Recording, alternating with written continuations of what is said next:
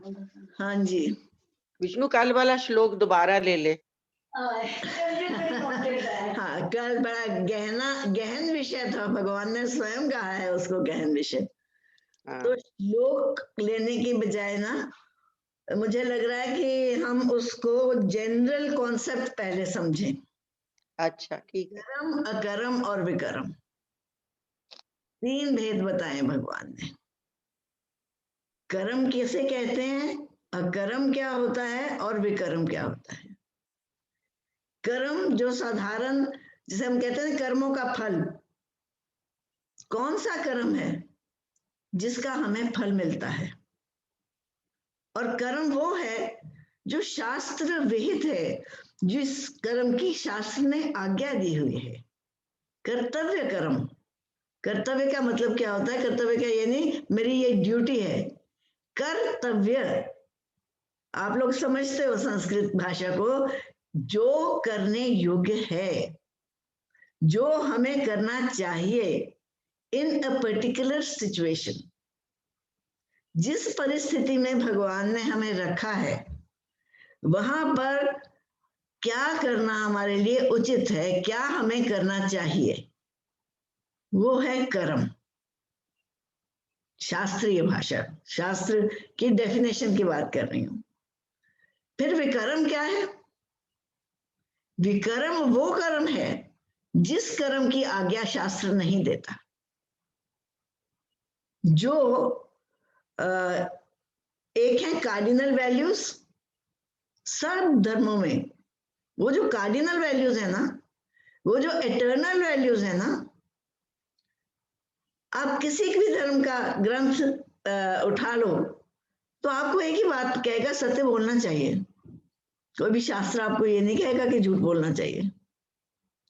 हर शास्त्र आपको करुणा का उपदेश देगा, कंपैशन होनी चाहिए, कंपैशनेट हार्ट होना चाहिए। कोई क्रूअल्टी को प्रोपोगेट नहीं करेगा।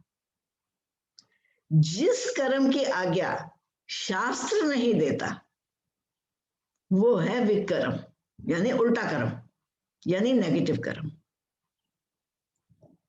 और एक है अकर्म, यानी कर्म करते हुए भी उस कर्म की रिकॉर्डिंग नहीं होती।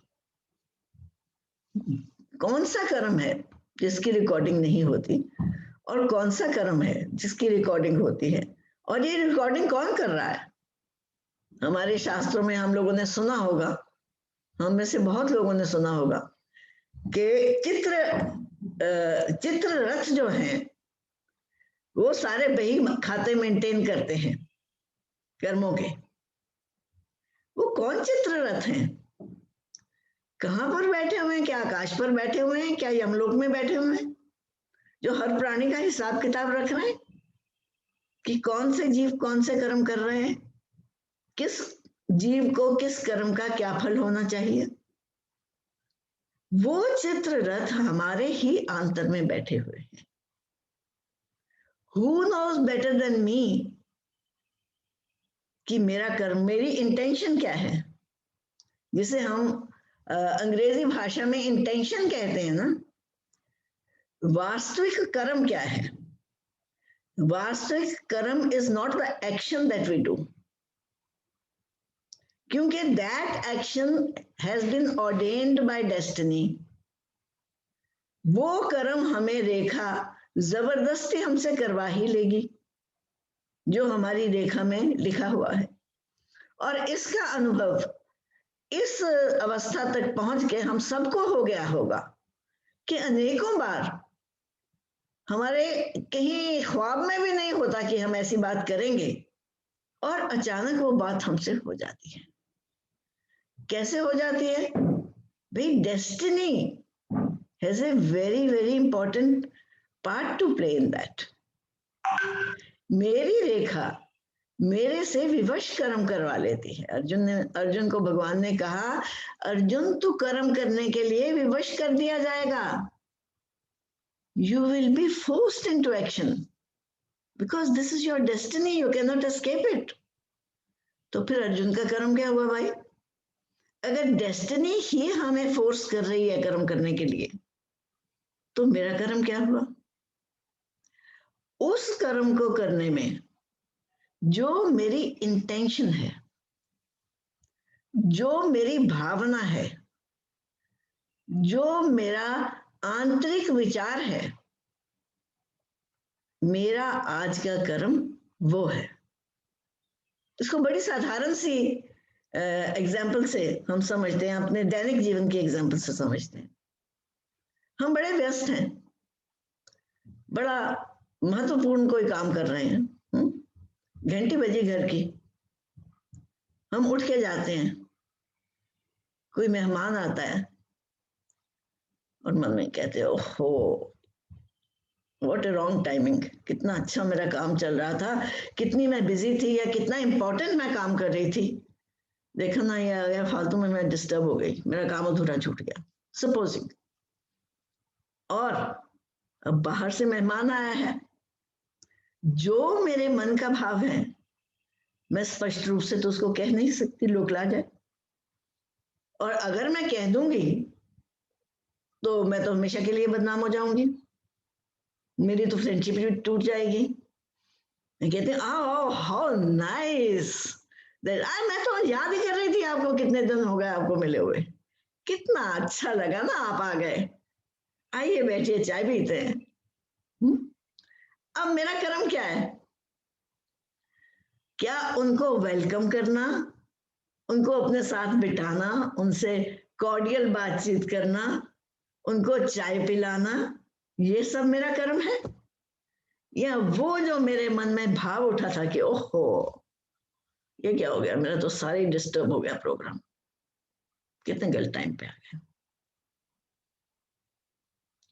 हम समझते हैं कि हम जो अपने अंदर सोच रहे हैं ना, किसी दूसरे को थोड़ा ना पता है, इसलिए बुरे से बुरा विचार अपने अंदर लाते हुए हम डरते नहीं हैं। We entertain our worst thoughts, लेकिन उस थॉट को हम बाहर एक्सप्रेस करते हुए क्यों डरते हैं? क्योंकि लोकलाज है, क्योंकि अपनी इज्जत का सवाल है। अगर मैंने ये कह दिया लोग क्या सोचेंगे? So our behaviour is sugar sweet. There is a discrepancy between our outer action and our inner thought. तो फिर मेरा आज का कर्म क्या हुआ? मेरा कर्म ये नहीं है कि मैंने 4 बढ़िया चीजों के साथ उनको चाय पिलाई और उनकी इतनी खातिर करी, वो मेरा कर्म नहीं है, क्योंकि वो तो होना ही था, वो तो रेखा बदित था। लेकिन जो मेरे मन में प्रतिकार झंकार हुई, प्रतिकार झंकार मीन्स रिएक्शन, जो मेरे मन में उस सिचुएशन के प्रति रिस्पॉन्स हुआ, वो मेरे मन में उठा हुआ भाव, वो मेरी इंटेंशन इज माई कर्म ऑफ टुडे। कुछ समझ आई? Is it little clear then yesterday? कर्म वो है जो हमारे मन का भाव है। Very clear. क्लियर हो रहा So है? we call it Vikaram. Do we call it Vikaram? No, no, no. The karam is, the intention is the karam. And what is Vikaram? Vikaram is the ulti baat. Vikaram is ke I want to murder him. Acha. He has framed me. I want to murder him.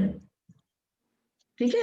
Negative thought वो है विकर्म, जिसकी शास्त्र भी आज्ञा नहीं देता, कोई धर्म भी अकर्म। अकर्म। अभी आते हैं अकर्म पे। तो ये है हमारा कर्म।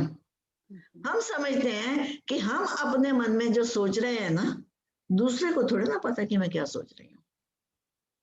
इसलिए we feel that we have the freedom to think whatever we want, because no one else knows what I'm thinking.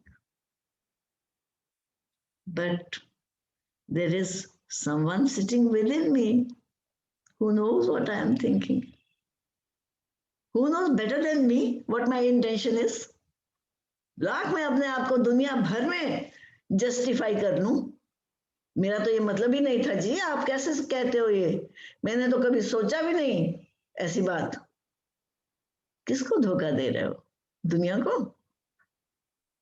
दुनिया को भी धोखा नहीं दे सकते। सच्ची बात तो ये है कि हम केवल अपने आप को धोखा देना चाहते हैं। We are wanting to pull the wool over our own eyes, क्योंकि दूसरे को हमारी वाइब्रेशन पहुंच जाती है। इसलिए जो भाव मन में उठ गया वो कर्म हो गया।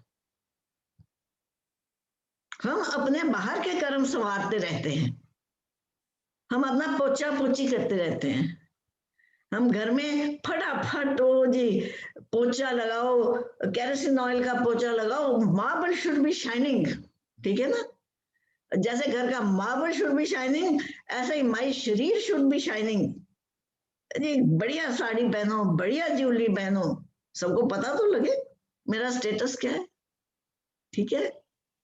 और जो गंद भरा हुआ है अंदर, हम समेटे दूसरे थोड़ा ना देख सकते हैं उसको। असलियत ये है, जितने भी मर्जी ब्यूटीफुल कवर में आप कूड़े को, उस कूड़े की दुर्गंध दूसरे तक पहुंच जानी है। Your apparel, your appearance, your outside doing, body language बता दे। बिल्कुल बॉडी लैंग्वेज बता देती है, वाइब्रेशन बता देती है। इसलिए कर्म वो है जो हमारे अंदर हो रहा है।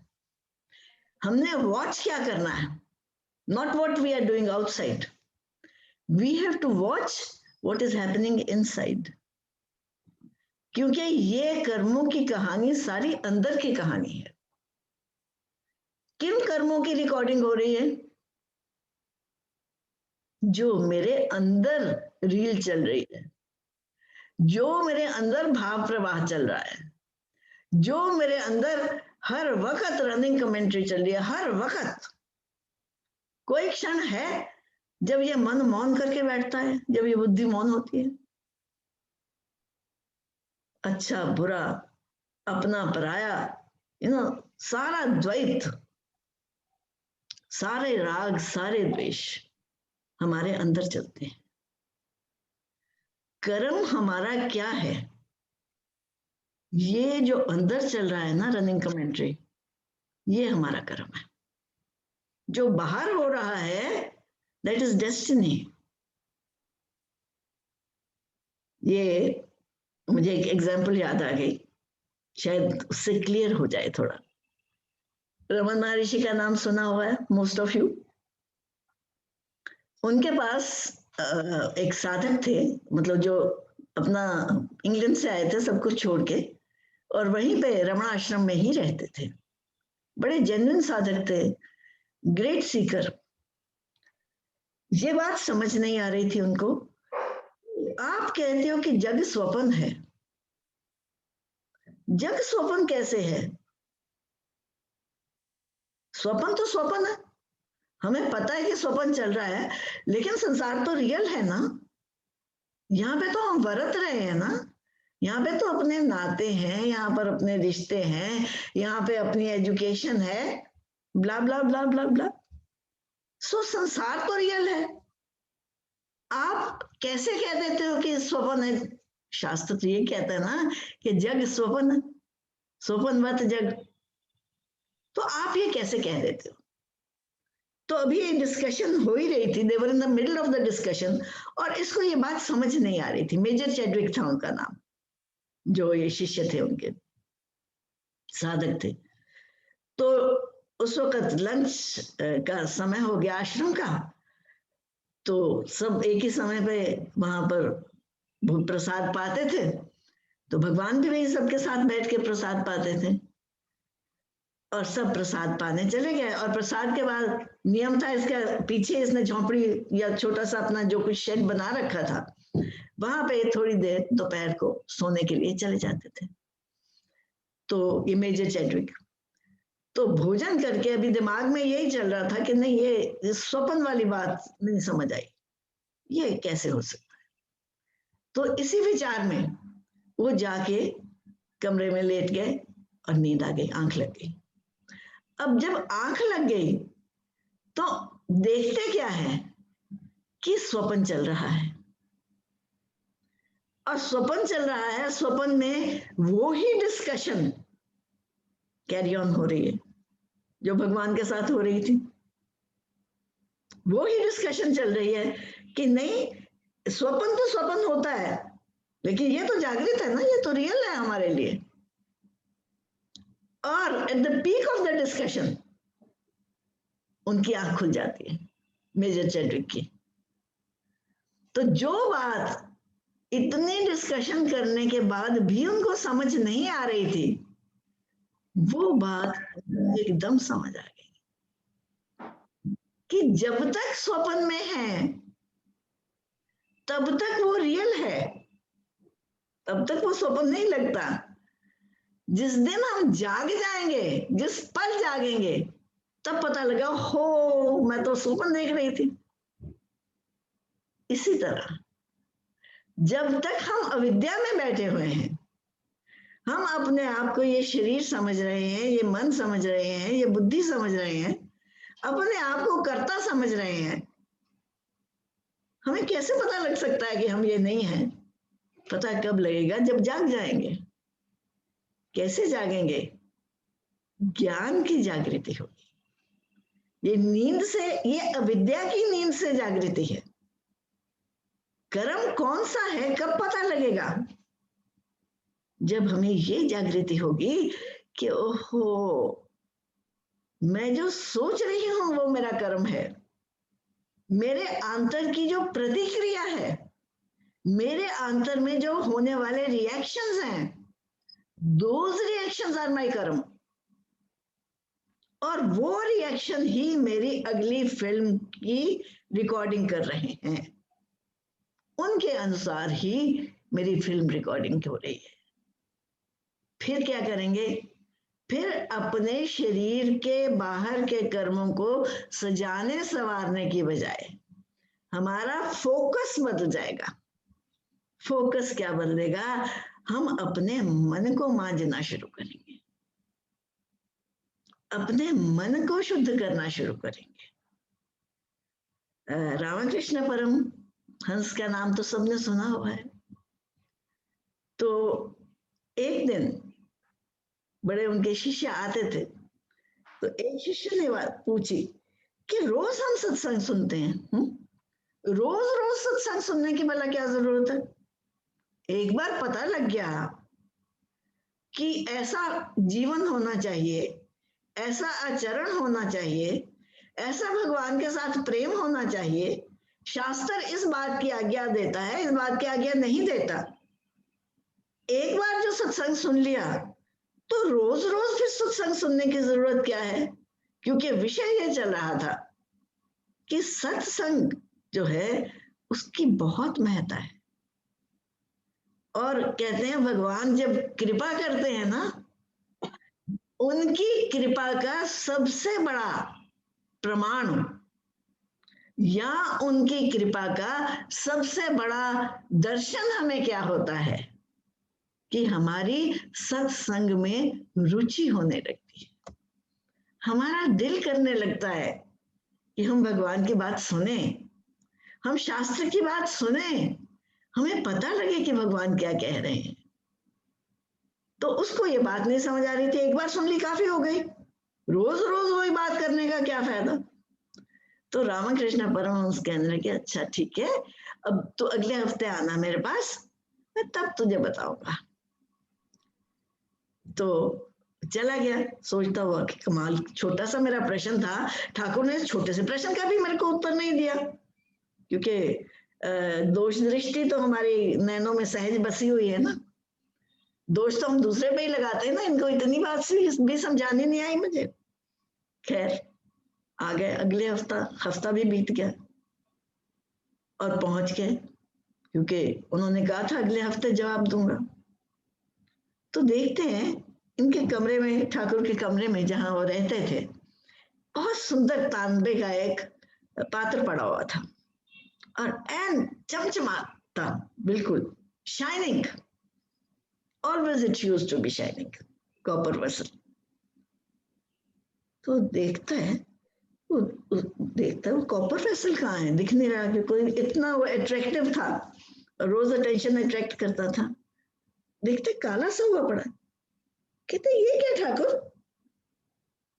ये तो बड़ा चमकता होता था, आज इतना काला कैसे? तो रामकृष्ण परमहंस हंसने लग गए, कहते रोज इसकी मंजाई होती थी ना, इसलिए चमकता था इतना, 7 दिन से इसकी मंजाई नहीं हुई ना, कालक चढ़ गई। इसी प्रकार सत्संग नित्य क्यों चाहिए? क्योंकि मन रूपा पात्र को स्वच्छ करना है, और मैल चढ़ी हुई है 1 आध दिन की नहीं, ना जाने कितने जन्मों की, और इस जीवन में कितने वर्ष बीत गए उनकी। वो जो पैटर्न सेट हो गए हैं ना हमारे मन के, उनको निगेट करने के लिए, वहां पर पॉजिटिविटी लाने के लिए, वहां पर भगवान के आदेश को मानने के लिए, उस मन को मनाने के लिए सत्संग को सुनने की जरूरत है। तो जो अटेंशन शरीर के कर्मों के ऊपर पहले रहती थी, शरीर के कर्मों में कर्म भी आ गए, बोलचाल भी आ गई, हिपोक्रेसी भी आ गई, शुगर स्वीट एटिकेट भी आ गया, सब कुछ आ गया, और ड्रेसअप होना भी सोसाइटी के हिसाब से होना पड़ता है, सब कुछ आ गया। वो दृष्टि शरीर से उठकर अब मन पर जा टिकी, और मन पर अब जैसे मेकअप करते हैं ना, शीशे के सामने खड़े होके बाल बनाते, हेयर डू करते हैं भाई, मेकअप करते हैं भाई, am I presentable? Will I be accepted in the society where I am going? करते हैं ना मेकअप अपना। जब रेल की गाड़ी की रेल बदल जाती है ना, जीवन का लक्ष्य बदल जाता है ना, तो उस बाह्य मेकअप को छोड़कर फिर साधक अपने आंतर की मेकअप करना शुरू करता है। फिर अपने ब्लेमिशेस ये नहीं छिपाता, फिर ब्लेमिशेस यहां छिपाता है।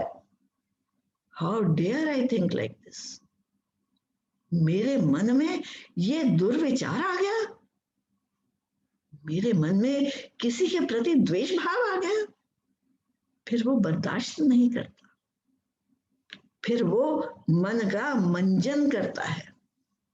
गीता का प्रथम श्लोक क्या है? धर्म क्षेत्रे कुरुक्षेत्रे। जो कुरुक्षेत्र है ना हमारा, जो कर्मों का क्षेत्र है ना हमारा, वास्तव में वो ही हमारा धर्म का क्षेत्र है। कैसे? क्योंकि उन कर्मों को करते हुए उनके प्रति जो हमारी भावना है, जो हमारी इंटेंशन है, जो हमारा भाव है, जो हमारा राग है, जो हमारा द्वेष है, वो ही हमारे धर्म की तुला है। कितने पानी में हैं हम, कितना सीखे रोज के सत्संग से, मेरा मन डिस्टर्ब हो गया, हम कहते हैं आई एम वेरी डिस्टर्ब्ड। अच्छा, अगर रोज सुनेंगे सत्संग तो याद आएगा, आज तो मैंने ये बात सुनी थी। फिर डिस्टर्बेंस दूसरों के साथ नहीं होगी, फिर दोष दृष्टि दूसरों के प्रति नहीं होगी कि इसने मेरे साथ ऐसे क्यों किया, फिर दोष दृष्टि अपने प्रति होगी। उफ, मेरे मन की ये जुर्रत अभी तक कि वो दूसरे को गिराना चाहे, दूसरे को नीचा करके आप ऊपर उठना चाहें, फिर वो मंजन हमारे आंतरिक स्तर पर शुरू होगा। लेकिन ये मंजन कब शुरू होगा? जब हमें इस बात की समझ आ जाएगी कि मांझना हमने अपने मन को है। हनुमान चालीसा रोज पढ़ते हैं ना, क्या है उसका पहला श्लोक? निज मन मुकुर सुधार। मन रूपी दर्पण के ऊपर जो मैल आ गई है उसको साफ कर, क्योंकि यही तेरा कर्म है। वास्तविक कर्म मेरा ये है। बाहर का आडंबर तो चलता चला जा रहा, ऑटोमेटिक मशीन है, उसमें मेरा बस भी नहीं है। मैं लाख क्रेडिट लेना चाहूं, लेकिन रेखा ने अगर डिस्क्रेडिट करना है मुझे तो डिस्क्रेडिट मिल ही जाएगा। और मैं कितनी भी नालायक हूं और रेखा ने अगर क्रेडिट देना है तो क्रेडिट मिल ही जाएगा। लेकिन उसके प्रतिरूप में जो मेरे आंतर में प्रतिक्रिया हो रही है, जो मेरे आंतर में रिएक्शन हो रहा है, वो मेरा आज का कर्म है, वो मेरी आज की कमाई है, ये कर्म है। कुछ क्लैरिटी हुई? प्लीज मुझे टोको, और अगर हाँ, कोई अनक्लियर समझ आया। Clear clear. ठीक है, किसी को कुछ पूछना है? सबके लिए ठीक है, फिर आगे चलते हैं। तो ये है कर्म। फिर कहते हैं अकर्म क्या है? क्योंकि विकर्म की तो कहानी सीधी हो गई ना, कि जो ना करने योग्य है वो विकर्म है, उसको तो करना ही नहीं है। लेकिन वो ना करने योग्य सिर्फ स्थूल नहीं है भाई।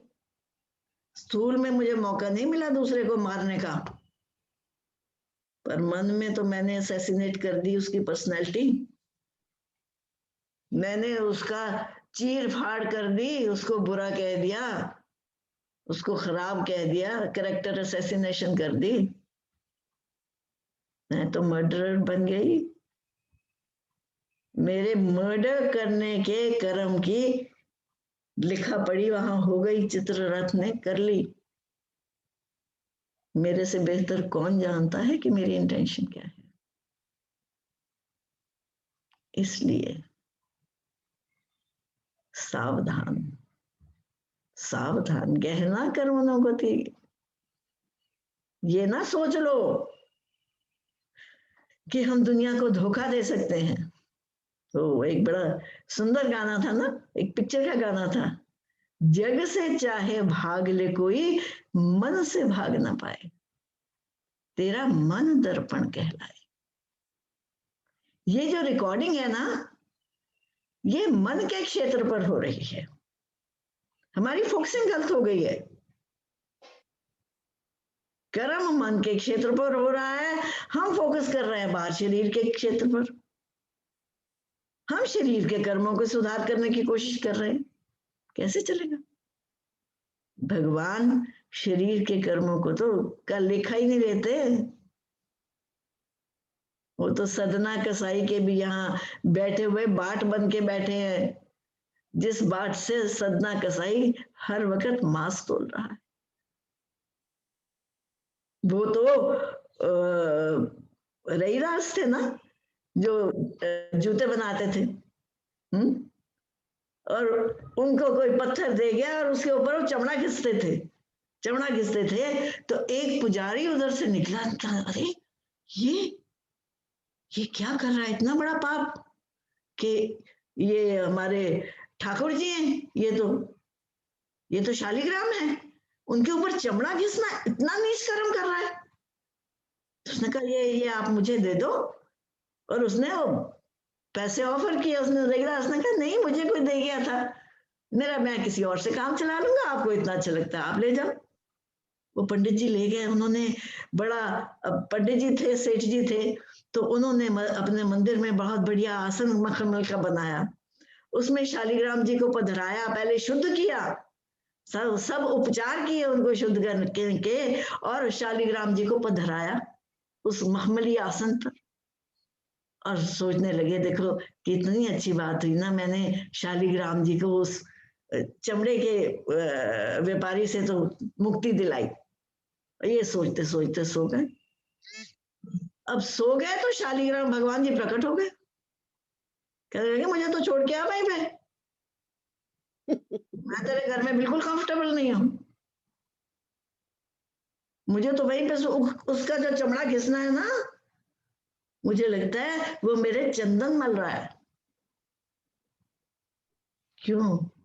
भगवान दो ही तो चीजें ग्रहण करते हैं, भाव ग्रही हैं, वो हमारे भावों का भक्षण करते हैं, कर्मों का नहीं। इसलिए कर्मों को अगर शुद्ध करना है तो क्षेत्र बदलना पड़ेगा, अपनी इंटेंशन को देखना पड़ेगा, अपनी भावना को देखना पड़ेगा। अगर भावना ये है कि मैं दूसरे से श्रेष्ठ बन के दिखाऊंगा, दूसरे से ज्यादा बन के बढ़िया बन के दिखाऊंगा, और बाहर से बड़े मॉक ह्यूमिलिटी, बड़े झुक झुक के सलाम कर करके, और दिखाते हैं कि हमारा जैसा विनम्र कोई नहीं, उसके लेखे में तो वो लिखा गया जो मेरी इंटेंशन है, और मेरे कर्म इनसिग्निफिकेंट है। अगर हमें इस बात की समझ आ जाएगी ना, हम जागृत हो जाएंगे अपने आंतरिक कर्मों के प्रति। इस वक्त क्या है, वो है ना, या निशा सर्वभूतानाम तस्याम जागृति संयमी, सेकंड अध्याय का हम करके आए हैं ना, जो सारे संसारियों के लिए, सारे प्राणियों के लिए रात है, संयमी उसमें जागता है, और जहां सारे प्राणी जागते हैं संयमी वहां पर सोता है। यानी जिस अपने मन, जिस अपनी इंटेंशन, जिस अपनी आंतरिक भावना के बारे में सारा संसार सोया पड़ा है, केवल शरीर को ही संवारने में लगे हुए हैं, वहां पर वो सो रहा है, उसको कोई परवाह नहीं कपड़े कैसे पहने हैं, उसका मेकअप कैसे है, उसका गेटअप कैसे है, ही इज नॉट बॉदर्ड, उसका स्टेटस क्या है, is not bothered, but is very bothered about his thoughts. मेरे भाव कैसे हैं, कोई गलत भाव तो मेरे अंतर में नहीं उठा है, वो अपने इन कर्मों को सुधार रहा है। सत्संग का सबसे बड़ा प्रसाद क्या है? सबसे बड़ा, वो कहते हैं ना प्रसाद, श्लोक क्या है भगवान के, प्रसाद क्या है? प्रसादे सर्व दुखा नाम हानि रस्य उपजायते। प्रसाद वो है जिससे सारे दुखों का विनाश हो जाए, सारे दुख खत्म हो जाए। वो प्रसन्नता, ऐसी प्रसन्नता जिस प्रसन्नता को बाहर की कोई परिस्थिति छू भी ना सके, वो है प्रसाद। ये प्रसाद किसको मिलता है? जो अपने आंतर का मंजन कर रहा है, जो अपना आंतर मांझ रहा है। कर्मों का हमारा स्तर फर्क है, कर्मों का क्षेत्र फर्क है।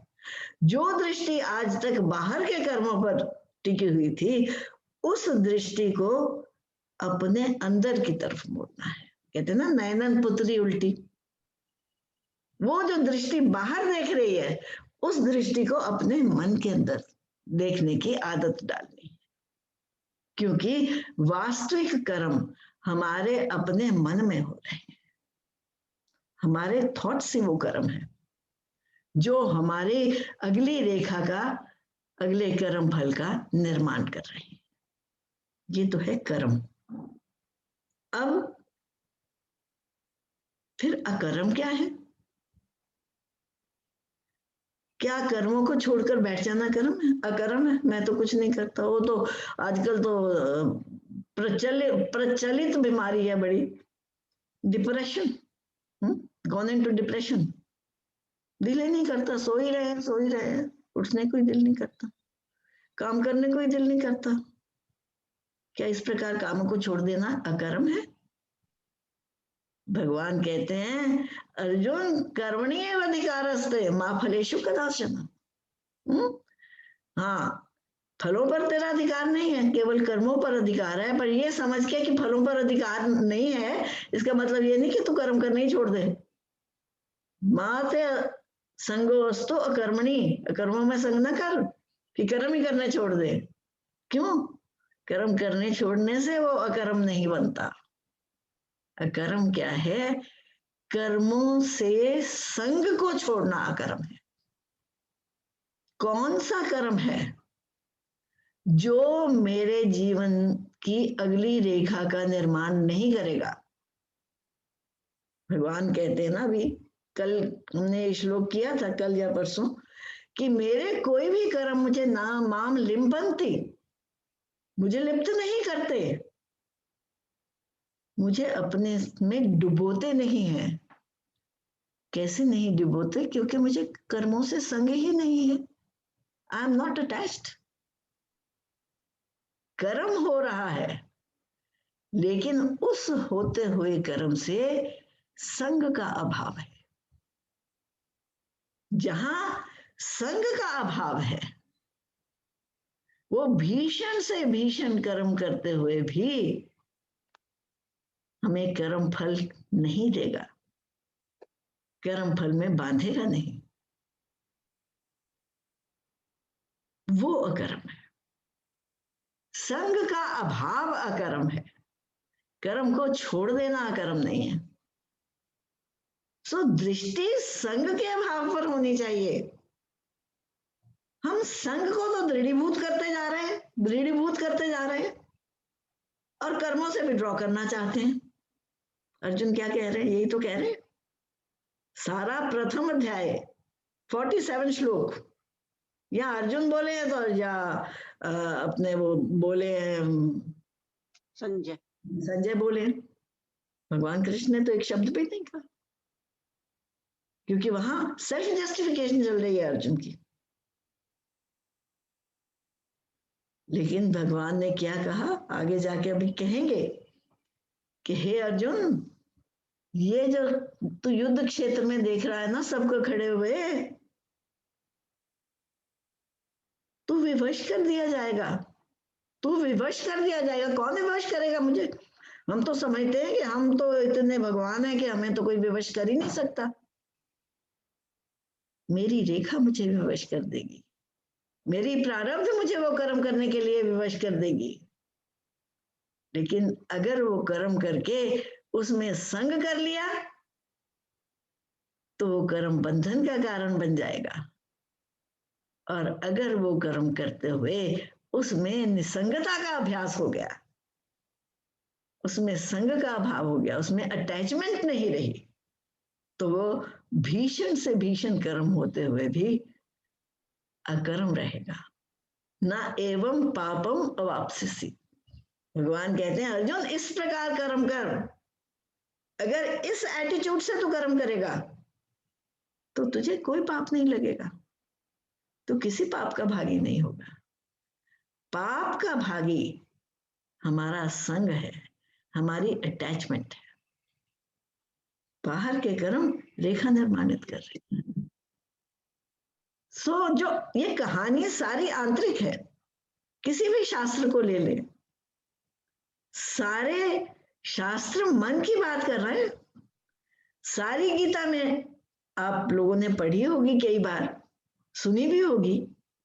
भगवान ने कहीं नहीं कहा ये कर्म तो कर और ये कर्म तो ना कर, कहीं नहीं कहा। उन्होंने कहा ऐसा भाव तू रख और ऐसा भाव तू नहीं रख।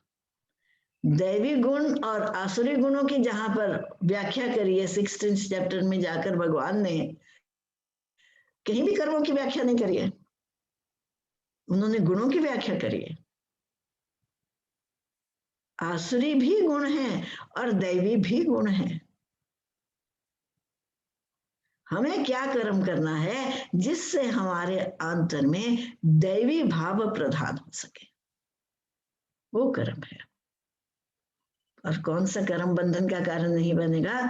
जिस कर्म में हमारा संग नहीं है, हमारी अटैचमेंट नहीं। क्लियर? Very clear. आगे चले। कोई प्रश्न है तो पहले इसको आज समझ आई विष्णु जी। कर्म Too good अकर्म explanation. विकर्म। Too good. हाँ, now it's so clear now. So clear. If it is clear, फिर आगे चलते हैं, क्योंकि हाँ, ये जरूर। बेसिक हमें समझ होनी चाहिए, फिर हमारा जीवन ऑन द राइट फाउंडेशन होगा। आज अच्छा समझाया। नहीं विष्णु जी, एक चीज समझ आई हाँ कि जी। जैसे गीता इज द ओनली वो बुहारी है, वो झाड़ू है जो हमारे अंदर की मैल को निकाल के उस हाँ, कॉपर के वेसल को शाइन कर सकती है। हाँ, बिल्कुल। है ना?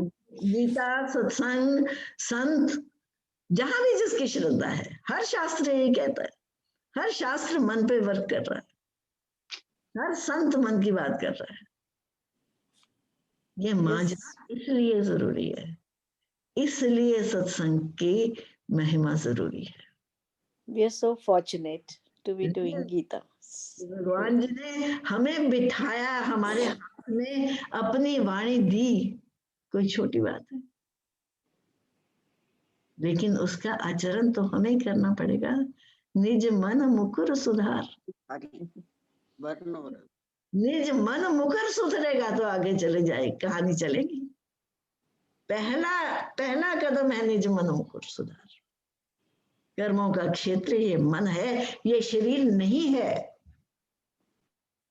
वो कहानी थी ना, एक बुढ़िया थी, एक कोई मुसाफिर चला जा रहा था, उसने देखा कि एक बेचारी बहुत बुढ़िया है, कुछ ढूंढ रही है, बड़ी देर से वॉच करता रहा, क्या ढूंढ रही है, क्या ढूंढ रही है? क्या मैं भी मदद कर देता हूँ। वो भी ढूंढने लग गया। तो क्या ढूंढ रही हो मैया? ओ, मेरी सुई गुम गई है, सुई नहीं मिल रही। बड़ी देर वो भी ढूंढता रहा, उसको भी नहीं मिली। पर मैया सुई गुमी कहाँ पे थी? वो तो कमरे में गुमी थी। अरे, सुई कमरे में गुमी थी, तुम आके बाहर ढूंढ रही हो तो कैसे मिलेगी? नहीं, बाहर रोशनी थी ना, इसलिए मैं बाहर आकर ढूंढ रही। हमारा वो हाल है। क्षेत्र कर्मों का मन है और हम सुधार करने में लगे हुए हैं अपने शरीर के कर्मों की। अपनी दृष्टि को ठीक करें और इस मन रूपी दर्पण को मांझना शुरू करें। अपने थॉट्स पे ध्यान दें कि ये भाव मेरा आया, क्यों आया, कैसे उठा। अरे, स्वप्न में भी मैंने सोच लिया किसी के विरुद्ध, तो इतनी हिम्मत हो। कहते जी हमारा मन नहीं ना मानता, यही कहते हैं ना हम। क्या करें, सुनते उम्र बीत गई, अभी तक हमारा जीवन बदला नहीं। फिर थोड़ा सा बोल्ड हो जाओ ना। जब किसी के प्रति मन में दुर्भाव उठे तो इतनी सत्य प्रियता हो कि रात के आधी रात को भी उठ के उसके पास जा सको और उसको कहो कि मेरे मन में तेरे प्रति ये दुर्भाव उठ रहे हैं। देखो, उसके बाद मजाल है मन की कि वो किसी के प्रति दुर्भाव रख सके, मजाल है मन की कि किसी पे दोष आरोपण कर सके। हम तो प्रोटेक्ट करते हैं, हम कहते हैं मेरे मन का भाव किसी दूसरे को पता ना लग जाए। We don't want ourselves to be exposed. If we mean business, then we will start cleansing where the dirt is. फिर हम बाहर के मेकअप में बिजी नहीं रहेंगे, हम अपने अंदर का मेकअप करेंगे, अपना वो रूप संवारेंगे। देखो, अपने प्रियतम को रिझाना है तो वो पहरावा पहनना पड़ेगा ना जो उसको अच्छा लगता है, वो रूप धारण करना पड़ेगा ना जो उसको अच्छा लगता है। और गीता में भगवान ने बार बार कहा है उनको क्या अच्छा लगता है। स मद भक्ता सब में प्रिया। मेरा भक्त कैसा है भाई, मेरे को कौन लोग प्यारे हैं, उनकी बात भगवान बार बार कर रहे हैं। फिर हमारे कर्मों पर दृष्टि, हमारी अपने आंतर कर्मों पर दृष्टि होगी। आंतर को मानेंगे, आंतर को स्वच्छ करेंगे। और सब कुछ करते हुए, बाहर से भीषण कर्म करते हुए भी अगर आंतर में कोई प्रतिक्रिया नहीं है, भगवान का आदेश जानकर सब अपने कर्तव्यों का पालन कर रहे हैं, भगवान कहते हैं ना एवं पापम अवाप्स्यसि, तेरे को कोई पाप नहीं लगेगा, तेरा कोई भी कर्म तेरे बंधन का कारण नहीं बनेगा। वो है अकर्म। उसको कहते हैं सब कर्म करते हुए भी वो कर्मों से परे है। आगे चले। हाँ जी, बिल्कुल। हाँ जी, ब्यूटीफुल। एक आध श्लोक तो हो ही जाएगा। सो 20वां श्लोक चौथे अध्याय का, जो हम कल हमने किया था। त्यक्त्वा कर्म फलासंगम नित्य तृप्तो निराश्रया कर्मणि अभिप्रवृत्तो अपि नैव किंचित करोति सा। तो वो कर्मों के फल से संग का त्याग कर देता है।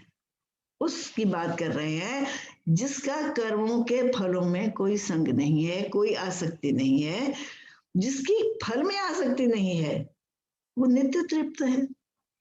उसको तृप्ति के लिए किसी वस्तु की जरूरत नहीं है, किसी विषय की जरूरत नहीं है। और निराश्रित, वो निराश्रित है, वो पराधीन नहीं है, वो स्वाधीन है।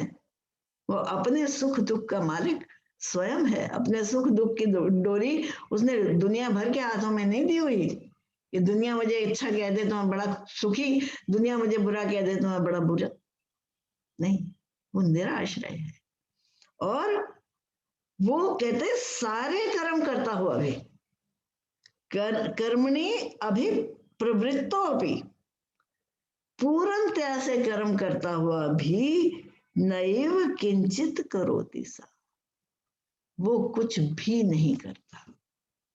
यानी कोई भी कर्म उसके लिए बंधन का कारण नहीं बनता। ऐसा कर्मों का रहस्य बता रहे हैं भगवान। कहते अब जो इस प्रकार से कर्म करता है, यानी संग रहित होकर कर्म करता है, बिना अटैचमेंट के कर्म करता है, उसका फिर जीवन में क्या स्वरूप होता है, जीवन में उसको कैसे पहचाने। निराशी यत चित्त आत्मा, निराशी, उसको किसी से कोई उम्मीद नहीं है, किसी से कोई आशा नहीं है। एक बड़ी सुंदर पंक्तियां जो मेरे हृदय को छू गई, कहते हैं सुख की आशा ही मनवा निमंत्रण दुख को देती है। एक्सपेक्टेशन ऑफ सुख from someone or from somewhere or from some things or from some people, निमंत्रण दुख को देती है, is an invitation to दुख। क्योंकि जहां हम अपनी आशा पूर्ति के लिए कर्म करते हैं, आशा पूर्ति के लिए बैठे हुए हैं, जिस पल वो आशा पूरी नहीं होगी तो हम दुखी हो जाएंगे। समझते हम ये हैं कि हम तो केवल सुख चाहते हैं। कौन चाहता है भाई अपना दुख? संसार में कोई भी नहीं चाहता, सब सुखी होना चाहते हैं। लेकिन वो सुखी होने की चाहना इज एन इन्विटेशन टू दुख, क्योंकि वो चाहना पूरी होगी कि नहीं ये मेरे हाथ में नहीं है। कहते अब त्यक्त सर्व परिग्रह, उसका जीवन क्या होगा? त्यक्त सर्व परिग्रह, वो अपने लिए कुछ एकत्रित नहीं करता। किसी भी स्तर पर एकत्रित, नॉट ओनली ऑन द स्थूल, हमारा तो खैर स्थूल में भी देख लो, वो जो बच्चे का जन्म हुआ था आज से 30 साल पहले, आज उसके बच्चे का भी जन्म हो गया तो उसके कपड़े तो संभाल के रखे हुए बिल्कुल, ठीक है। कोई किसी वस्तु के साथ हम पाठ करने के लिए तैयार ही नहीं है। भाई मुझे मेरी जरूरत के लिए काफी है, दस फार। कोई क्या पॉइंट आएगा जीवन में जब हमें ये रियलाइजेशन हो कि दस फार एंड नो मोर, भाई काफी है मेरे लिए, मुझे इससे अधिक नहीं चाहिए, मुझे इससे अधिक नहीं चाहिए। तो किसके लिए नहीं जी? मेरे बेटे के लिए, फिर बेटे के लिए नहीं, फिर बेटे के बेटे के लिए, फिर बेटे के बेटे के बेटे के लिए। परिग्रह, इसको कहते हैं एकत्रित करना। भगवान कहते हैं त्यक्त सर्व परिग्रह। ये जो एकत्रित करने की वृत्ति है ना, जोड़ने की वृत्ति है ना, सर्व परिग्रह at all levels, starting with the gross. We are all very familiar with the gross. घरों में कूड़ा पड़ा है 50-50 साल पुराना, उससे भी हम पाठ करने के लिए तैयार नहीं है, उससे भी इतना ज्यादा संग है। फिर मन में भाव पड़े हुए हैं इतने ज्यादा। 20 साल पहले ना किसी से मेरी एक लड़ाई हुई थी, और आज वो व्यक्ति मेरे सामने आ गया, वो सारी यादें 20 साल पहले की एकदम ताजा होके ऐसे फन खड़े हो गए। इसने तो मेरा बड़ा अपमान किया था। वो क्या बदबू नहीं मार रहा वो गंध जो हमारे अंदर पड़ा है? इसी तरह बुद्धि के स्तर पर भगवान कहते त्यक्त सर्व परिग्रह, अपने सारे इकट्ठे किए हुए इंप्रेशंस, अपने सारे इकट्ठे किए हुए कॉन्सेप्ट्स, अपने सारे इकट्ठी की हुई वस्तुएं, सबका त्याग कर देता है। किसी भी, वो कहते हैं ना कि the lighter you travel the more comfortable you are. जितना बोझा पीठ पे धरा होगा, अरे उतने कदम चलना मुश्किल होगा। हल्के हो जाओ। ये जो बोझा अपनी पीठ पर, ये जो बोझा अपने मन पर, ये जो बोझा अपनी बुद्धि पर रखा हुआ है, लेट गो, उसको जाने दो। त्यक्त सर्व परिग्रह, जो ऐसा व्यक्ति है जिसने सारे परिग्रह छोड़ दिए, सब कुछ एकत्रित करना छोड़ दिया, वो फिर क्या करता है? शरीरम केवलम कर्म, उसका केवल शरीर कर्म करता है। जैसी रेखा आ गई, जैसी परिस्थिति आ गई, कुर्वन् न आपनोति किल्बिषम्, और सब प्रकार के कर्म करते हुए भी उसको कोई पाप नहीं लगता। देखो भगवान के एश्योरेंस देखो। अपने बोझे उतार दो भाई, शरीर को कर्म करने दो। उन कर्मों का बोझा क्यों मन पर और अपनी बुद्धि पर लादते हो? अगर इस तरह केवल शरीर से कर्म करोगे, हम केवल शरीर से कर्म नहीं करते। आंखों का काम है दृश्य को देखना, आंखें दृश्य को देखती हैं, लेकिन साइमल्टेनियसली मन उसको इंटरप्रेट कर देता है, ये अच्छा ये बुरा, ये मेरा ये पराया। शरीरम केवलम कर्म, आंखें देखती हैं, देखना दो। मन को क्यों बीच में ऐड करते हो? भला बुरा क्यों लगा देते हो साथ में? मित्र और दुश्मन क्यों लगा देते हो साथ में? केवल शरीर को कर्म करने दो। फिर अगर जो इस प्रकार से कर्म करता है, जो कर्मों के इस रहस्य को समझ जाता है, ना आपनोति किल्बिषम्, उसको कोई पाप नहीं लगता, उसको कोई कर्म उसके बंधन का कारण नहीं बनता, क्योंकि वो कर्म केवल शरीर के स्तर पर हो रहे हैं। वो कर्म केवल शरीर कर रहा है, उसका मन उन कर्मों में इन्वॉल्व ही नहीं है। सो ये भगवान वाह वाह कर्मों का रहस्य समझा रहे हैं। कितना गहन रहस्य, और कितने सरल तरीके से समझा रहे हैं, और कितना वो आश्वासन दे रहे हैं कि अगर तू ऐसे कर्म करने सीख जाएगा ना, कोई भी पाप का भागी नहीं बनेगा तुम, तुझे कोई भी पाप नहीं लगेगा। Aren't we attracted, aren't we tempted कि हम भी ऐसे कर्म करने सीख लें जो हमारे बंधन का कारण ना बने। अब जो ऐसे कर्म करता है उसका जीवन में स्वरूप क्या है, अब ये अगले सेशन में लेंगे। हम 21 श्लोक तक पहुंचे चौथे अध्याय के। बहुत अच्छा समझाया।